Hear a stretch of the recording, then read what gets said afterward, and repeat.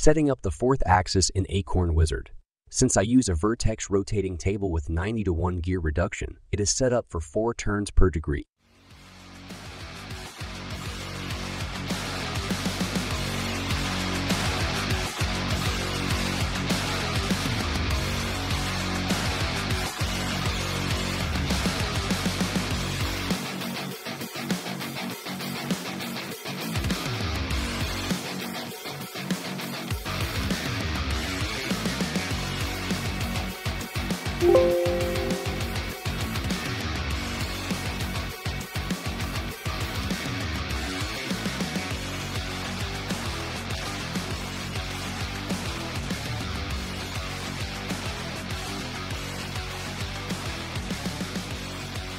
After saving this basic setup, you can rotate the fourth axis with CNC 12.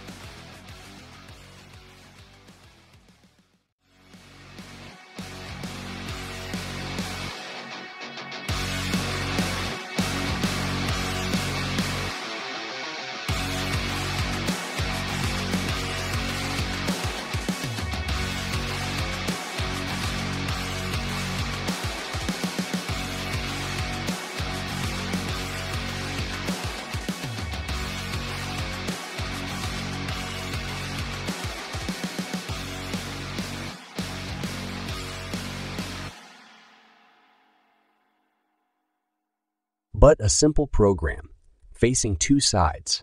The second side, rotated 90 degree, looks like a single plane in the runtime graphics.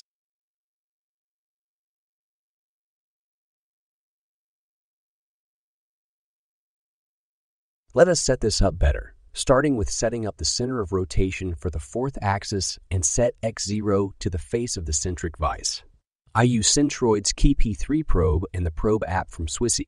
Since the vise is 54 mm thick, we need to dial in 27 mm offset for the Z-axis.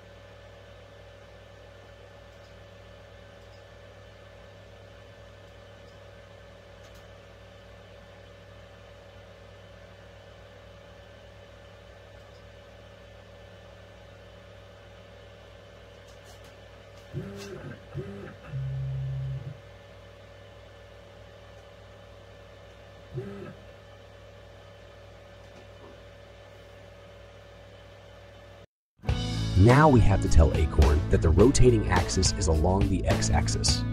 This is done by setting parameter 94 to 2049.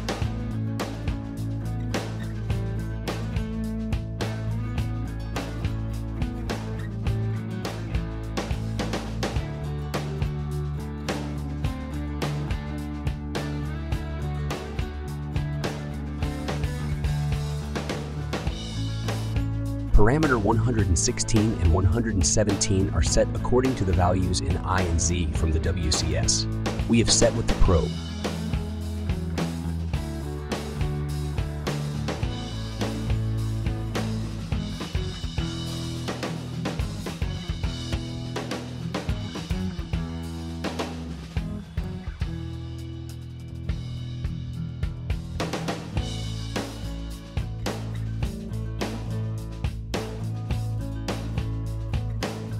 And here we go with a 4-axis runtime graphics. Both planes from the G-code are now shown right with a 90-degree angle.